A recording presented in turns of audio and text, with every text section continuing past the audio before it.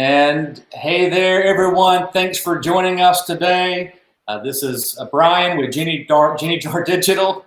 And we've got Tom over here also. Tom, how you doing? And Hey, where are you coming from today? man, I'm fantastic. Has pandemic got your tongue, Brian? Is that what's going on?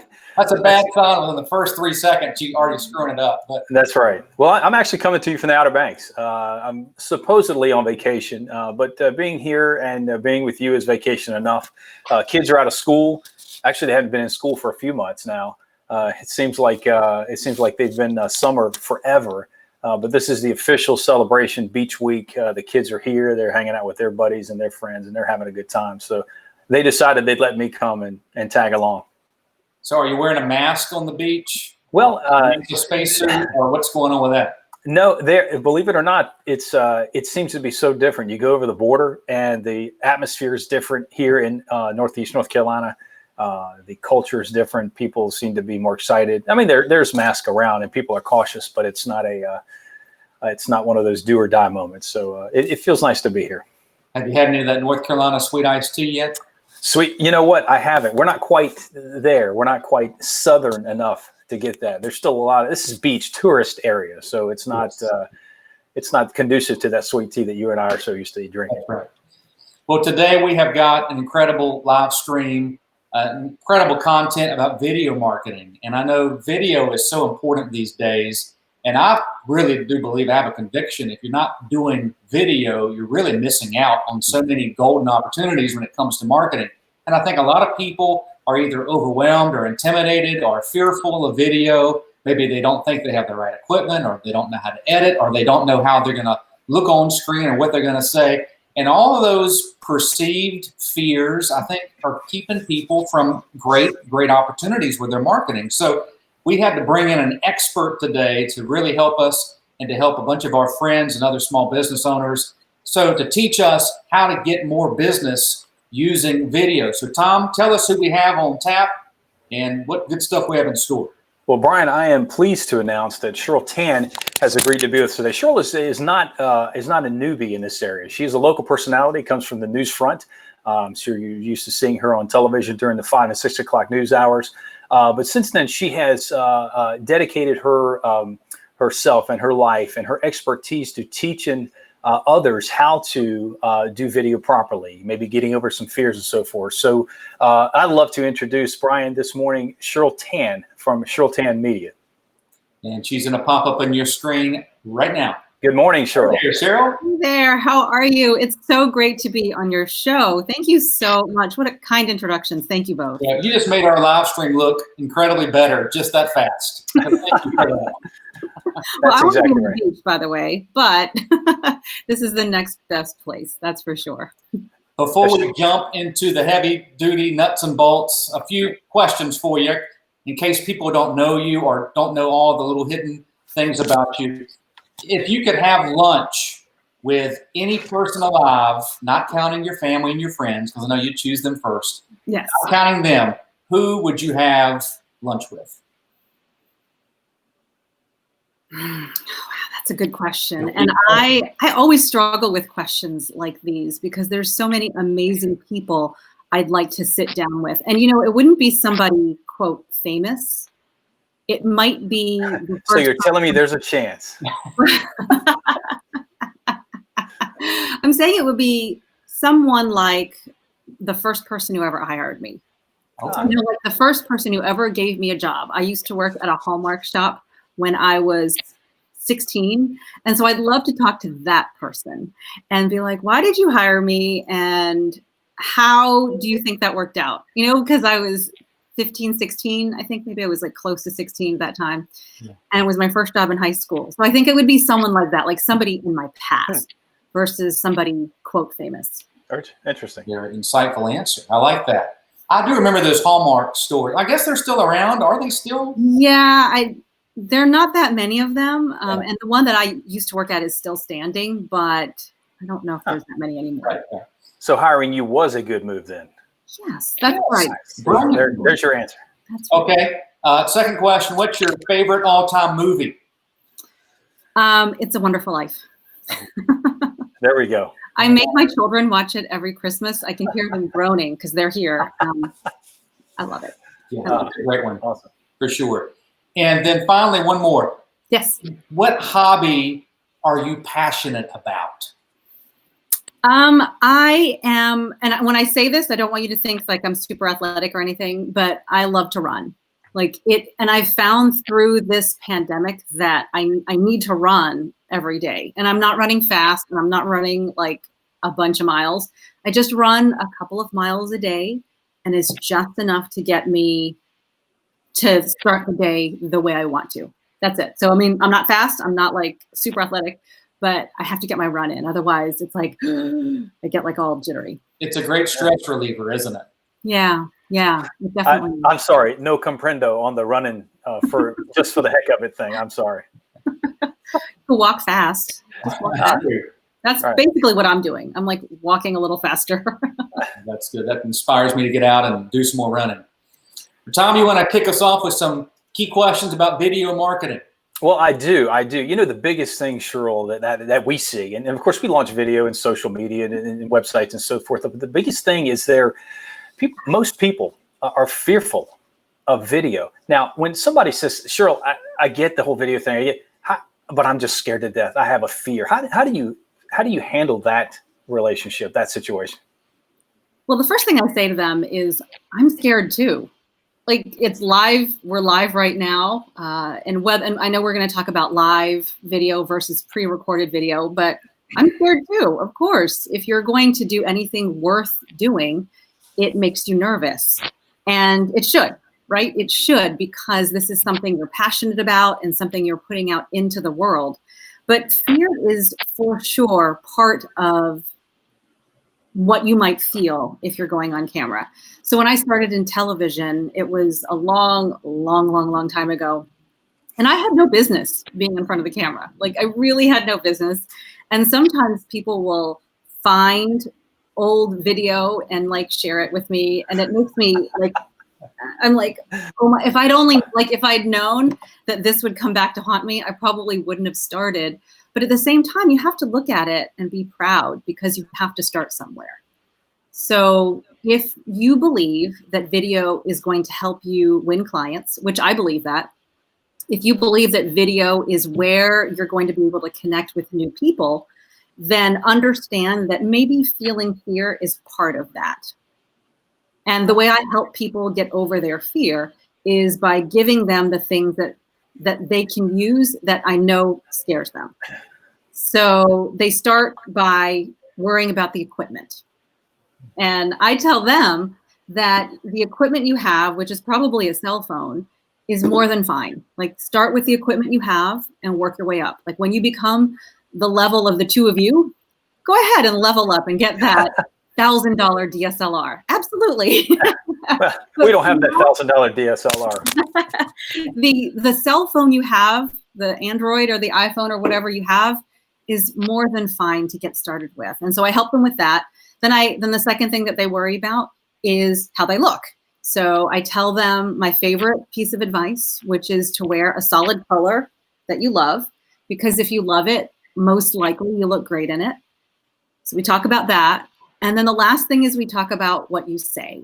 And I know that you guys talk a lot about messaging and what you say. And once we help them through the process of equipment, how you look and what you say, then the last part of it is just doing it and pushing through that fear. And so you don't use that old adage of just picture people in their underwear and you'll be fine. You don't. That's not in the process. No, that doesn't help me personally, because then I'm just like, no. But if you're gonna wear underwear on camera, make sure it's solid color, right? Right. That's right. And a color you love. That's my takeaway. Good. Awesome. Which is better, live video or pre-recorded? So each one has its place. And it depends a little on what your goal is. But when you're talking about algorithms, right, when you're talking about Facebook or Instagram or YouTube, then live is the way to go. But, and it enables you to create engagement. If you have one of those live shows where you do a lot of interaction with people who are in your audience, like if you want to ask them questions and you listen to the response and, respond to it on air, on camera, then live is absolutely the way to go. But the thing is if people have trouble overcoming their fear of being on video, then throwing them on live means it's not going to happen. So what I say to them is, if you are worried about the video in the first place, do it pre-recorded and then work up to the live, and the algorithms will help you out. That's good. So Brian and I work a lot with clients, obviously, and a client, if you're a client, that means for us, you've got a product or you've got a service that you're trying to sell to somebody. So how can we help our clients understand the importance of using that video as something that they can use for their product-based business? How do we get over that hurdle? So first of all, I think one of the barriers is that when we say video, like, I think people automatically think film quality, like the stuff they see in the movie theaters, or they think about YouTube channels with 1 million followers. And a video can be as simple as telling me what your product does. It can be as simple as explaining to me how your service is going to help me. So case in point, I was just talking today with a chef, a local chef, and he is having to change his business model, right? Restaurants has just been upended by what's been happening, the stay-at-home orders, and I know things are changing, but at the same time, today, things are very different for restaurants than they were 6 months ago. And so this gentleman was trying to figure out how to sell his catering services. And he was like, well, what if I used video to do that? How could I do that? And so one of the things you can do is you can cook for me on camera. Like, very simply, just cook for me on camera. And so one of the things that will do for you is, A, it will show the audience that you cook, and that, B, if you're going to give me the ingredients, maybe I can cook what you're cooking, and if it tastes delicious, then I trust you more. And O, if you one day decide to open back up and serve other people, maybe you're a caterer that will go to your house. I mean, things are different for everybody now. But then maybe if I decide that this was a great recipe that you showed me, maybe then once business changes, I'll hire you to cater my next party. All of it stems from you showing me how to cook. And tied to a product as well, and just showing me how the product is used on camera. Well, I love your example. We have lots of restaurant clients, and we continually try to convince them, well, we don't want to give our secret recipes away. Well, the reality is you can, but I still don't have you. You are the creative chef. You are the instigator. You are the man. And when you cook on video, you can literally use that sense of smell, because when you hear the sizzle and you can put that together with seeing that steak or seared tuna, your body goes, I can smell that. So yeah, good point. Love that. So good. Love that stuff. So how long should videos be? I know that's always a question too. The shorter one better? Maybe social media platform has something to do with that, or the context of where the video is being posted. Any thoughts on length of video? Yep. All of those go into play with that, all of them. But mostly it's important to think about the relationship you have with your audience. If you are talking to someone like if I were to talk to you guys and I said, hey, will you watch this video? It is an hour and a half long. First of all, you would be like, I'm sorry, I got a couple things to do. However, if I gave you this hour and a half video, and you know me, right? You guys know me. And I said, guys, listen, this is the best stuff that I know about how to use video to win clients. And at minute 45, you're going to get my 3 secrets of blah, blah, blah. At minute 54, you're going to get, so you might watch most of it. And if it's good stuff, you'd get through, I would say, most of it. But if I gave that 1 hour and 30-minute video to a stranger, I think I would have a tough sell. So my reaction and recommendation is, if it's a stranger, then pull them in with something quick, like 30 seconds to a minute and a half. So if it's a stranger, you could be like, hey, I have this video that's an hour and a half long, and in it, I give you the 5 best tips that I have that can help you win clients with video. I'm going to make it better than that because that was not that good. But in that minute-and-a-half video, you might become interested. And then I can send you my hour-and-a-half training or something. And they might be more willing to sit through it. So I think off the bat, an hour and a half is a lot of time, period. I think they would be hesitant. But in a shorter video that sort of tees up the second one, I think you have a greater shot. So something shorter in the beginning, and then sky's the limit. Yeah, girl, Cheryl, that reminds me kind of like a movie trailer. That's a little 90-second blip of a movie. And in a lot of cases, the trailer is so much better than the actual movie. What are you trying to say? If I can get you from my trailer to the movie, then I've got a chance to capture your thoughts or your purchase or whatever. But yeah, so that's what we try to do. I mean, it's really just telling a story. If you're marketing, you're just telling a story. And here's the teaser trailer to the bullseye that I'm trying to get you to. Yeah. So very good. So if you have these videos and you're doing several of those, should you have like an intro and an outro, how to kick a video off or how to end it consistently? Should you do that or when is appropriate time to do that? Well, I think, I think all are in agreement, the 3 of us, on how important messaging is and how important it is to be giving our audience what they want. And in the very beginning, especially if it's someone who doesn't know you, they don't necessarily care what your name is, what you do, in fact, but you're really trying to speak to the problem that they have that you potentially could solve. So one of the questions I always get is, should I start with my name? And I'm like, I don't necessarily think I care what your name is if I don't know how you can help me. Now, I'm not saying that your name is something not to mention, but I think in the very beginning, in order to attract someone, you are wanting to speak to the problem that they need solved. So in the case of my chef, are you hungry?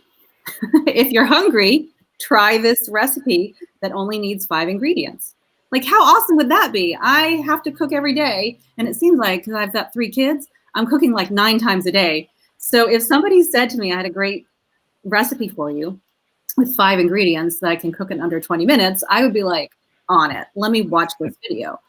So I think and if he started with, hey, my name is Jack and I have a recipe, I'm not offended by that at all. But if you start off with hey, are you looking for a great recipe that only needs 5 ingredients and will take 20 minutes to cook? Like, that will catch me right off the bat as I'm scrolling or as I'm trying to figure out what I want to do next. That's right. Taco Bell has built an entire food industry on 5 ingredients and quick turnaround. I mean, they literally have done that. Yeah. So, and Live Moss, they don't even have to say Taco Bell. Yeah. So cool. Practical question. So let's say we're filming with a smartphone, like most people will, unless they're doing some kind of high-end production. Are there any editing apps or tools that you recommend that don't require a huge learning curve that the average entrepreneur can use? Absolutely. Absolutely. So it depends a little bit on the kind of phone you have. So if you have an iPhone, I mean, iMovie is free and I highly recommend it. If you have an Android, I recommend something called InShot. It's an app that is paid, but there is a free version. And I think the free version is actually pretty good. It's got a lot of features that you wouldn't expect. But, free versus paid, you have to understand that these companies do also need to make money. So if you pay, then you get more features. So if you have an Android or an iPhone, you can use InShot. If you have an iPhone, you can use iMovie, which is included in your phone. And the other thing I personally use is I use a service called WeVideo. It is an editing app. So it's an app, but actually I can edit on my desktop. And it's just upload, drag into a timeline, cut out the parts you don't want, and then there's your finished video. Wow. So that one is all on the cloud. So those would be the 3 I would recommend. Does that app have effects like blends and so forth? Yeah, okay. Yeah. Well, cool. iMovie does too. So iMovie, right. if you have a smartphone, is free. I need a little more functionality for a lot of things. So I don't use iMovie primarily. I use WeVideo a lot of times because I can upload onto an app on my phone and then take it to my desktop and edit and have a finished product there. So I use it because everything is in the cloud. And I don't know about you, but my computer is like at 95% storage all the time. It's like before this interview, I was like, I have to delete stuff off of my computer, otherwise it might freeze. And most of those are kids' photos and kids' videos, and that's it. Yeah. No, I mean, that's right. Probably is. Well, how about Brian and I are kind of gadget guys. So if you got your iPhone and your cool on software, what about some cool, inexpensive gadgets that we can include? Yeah. Like gimbals or anything like that. Are there anything cool like that we can even up our game for our amateur video? So I'm big on microphones, and I mean, and I think you guys know that as well. You have microphones. I have. Well, I don't have the one that I tie into my smartphone, but I have an ATR 2100. I use that for my podcast, and it is a USB mic, so it plugs into my laptop. I use a Boya microphone that plugs into my iPhone, and I use lights. So right now I'm using a light. It's a Boya Studio, Cowboy Studio box lights. So a light with a diffuser. So as opposed to like a ring light, I use stuff that has like diffusing powers. Oh, cool. They're a little more flattering. Is there any way to diffuse any of this carry over from the first day? So vacation wear, is there a fuser for that? Now they are magic. The lights are magic. So that's good. That's good. That's good stuff. Now that's another question on the lighting aspect. Most people will not shoot a video at their desktop or wherever. Maybe there's somewhere else they want to capture something live. Mm-hmm. Are there mobile type of lighting units that are inexpensive that pop up quick that can be used? You mean like a ring light? Is that yeah. Yeah, something simple that's not too obtrusive. Oh, okay. So I have one of these. It's a ring light, $15 on Amazon. I don't even know the kind. I don't know the brand. It doesn't. They're all the same. The problem, the problem that you have to be aware of, is how bright that is. Wow. How bright that is. Mm-hmm. So if I put that up here, it's like super bright, which is great, except for some people it's too much light. So that's why I like the ones that are that have like a covering that diffuses. Mm-hmm. So to answer your question, if you want to avoid issues with light, just sit in front of a window. It's free. Gotcha. Yeah, that's true. And that brings me to another question too. We often tell our clients, especially those who are just starting with video, they ask, okay, where should I film this thing at? Indoors or outdoors? If I had to choose one of the two, I would probably suggest outdoors. If you have a beautiful backdrop, of course, wind and some of those sounds can be an issue, but sometimes I have found with smartphones that the audio outside can be stronger than sometimes the echoey stuff that you get inside if you don't have top-notch microphones. Right. Is that a bunch of hooey, or do you have a different viewpoint on those things? It depends on how close you are to the microphone, right? So if you're going to be outside doing one of these things, then I think you're okay. I hesitate to do shots outside without a microphone, which is why I like the microphone that plugs into this phone. I hesitate to do them outside without a microphone because of the wind. And I mean, I live in Virginia Beach. It seems like it's always windy here. So but I have a microphone that ties into that. So to answer your question, if you had a choice between doing it inside or outside, if I had a microphone, I'd do it outside. If I didn't have a microphone, I would do it inside with a background that was simple, and I would do it in a room with carpet and draperies, because that would cut down on echo. Right. Because you can tell the difference with an echo and without one. That's very true. I have a quick question for Brian. I've never heard the term hooey used. Can you help me with that? What is that? Is that a bunch of hooey is the exact context of the word? You are in North Carolina right now. That's my home state. We have a bunch of made up terms, expressions that don't make sense. So North Carolina public education right here. I'm case study A. If I walk outside and don't like something and say that's a bunch of hooey, will people look at me weird, or will they go, "Oh yeah, you're one of us"? Probably. Okay. In North Carolina, you'd be accepted as part of the family. That's right. That's right. Hey, Cheryl, let me get your opinion on this latest phenomenon called TikTok. Do you consider that video medium? And how should a company use that to promote their brand? You know, I will tell you, I haven't done much. I have a 15-year-old neighbor who I adore, and she introduced me to TikTok. I have done a TikTok dance because, you know, we are at home. So my husband and I did one, but since we didn't publish it, I don't know if it really counts. I was going to ask you your handle so I can go watch it. Yeah, no. But what I will say is I think that I think what TikTok is it's a place to show your personality.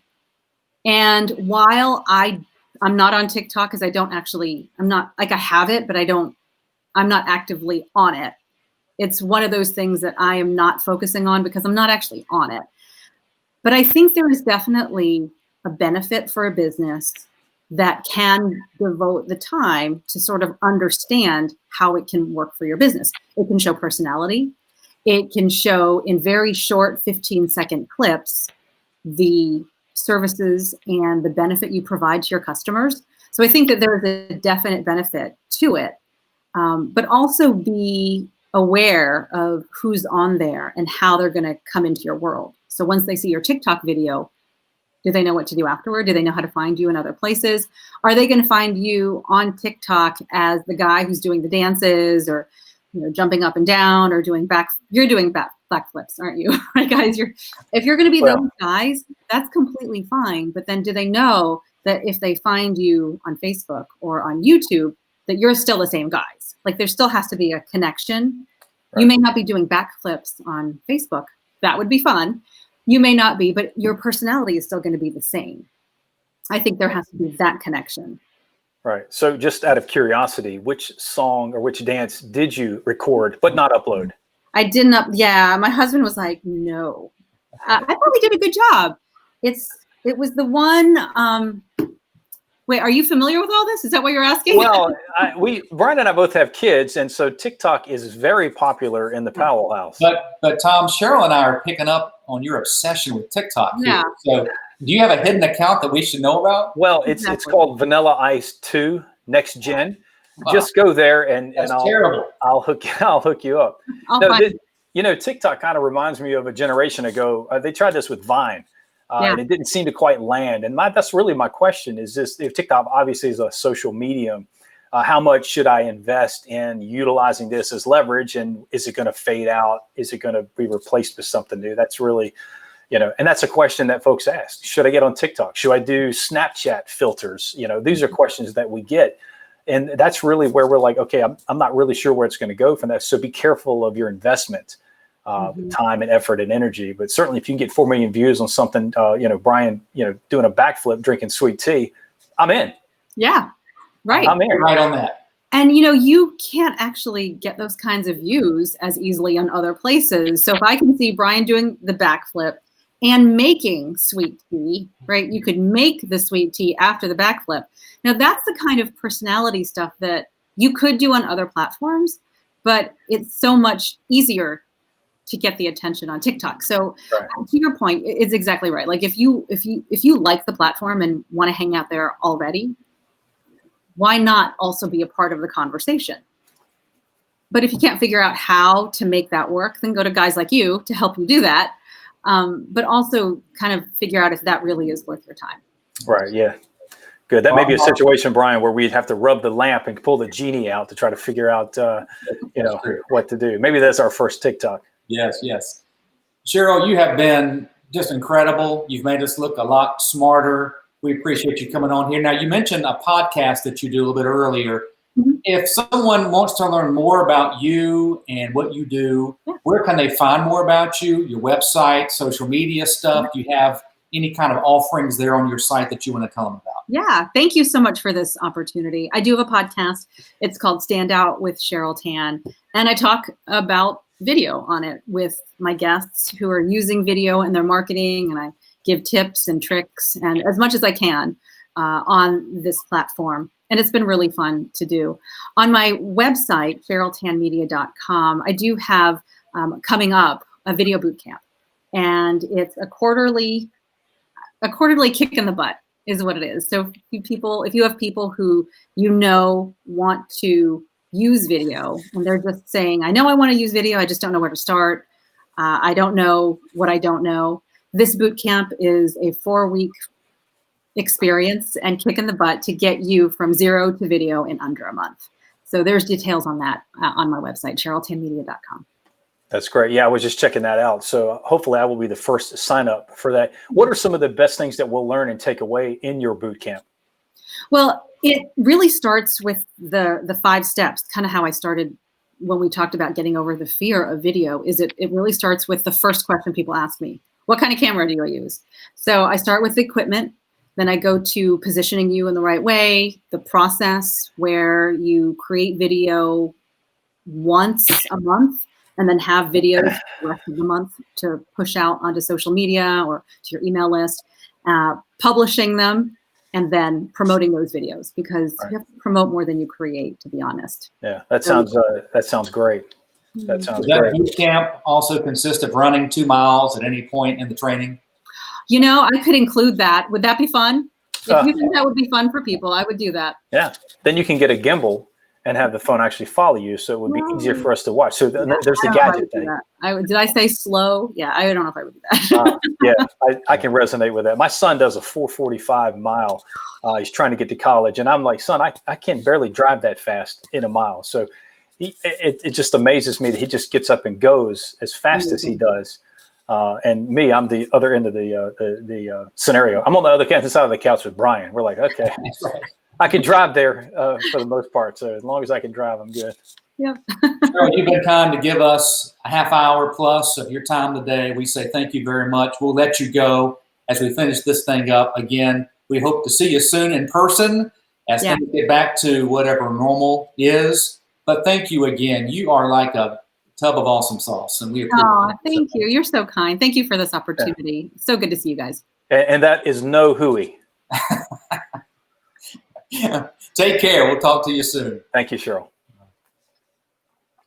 Man, it's always good to have real wisdom that we can learn from. And I love guests like Cheryl. She just does a fantastic job. Just incredible. I mean, and I love the practical stuff of it too. You know, when you break it down into steps of how to do things, suddenly things that seem so overwhelming, you're like, okay, I can do this. Right. It's a lot easier to attempt. So that's right. She's the real deal. And for those of you checking us out today or in later replays, please check out her website, CherylTanMedia.com, CherylTanMedia.com, and you will be impacted in a great way with your marketing and your business by lots of the principles that she teaches. Sure. I love the fact that she's knowledgeable and approachable. It makes a good conversation, and she's doing such a great job. So we appreciate that. Yes. And Tom, I guess this is starting your vacation over now once we get off the live stream. Thank you for taking time out of the sun and the fun. That's right. In my mind, I already have toes in the sand. Ah, awesome. And I appreciate all the pictures that you're sending me too throughout the week, kind of rubbing it in my face that you're out on the beach and I'm not. So let's keep those there. Your friends really do. All right, guys, thanks again for viewing, and we'll see you next time. You guys take care, stay safe, wash those hands. See ya.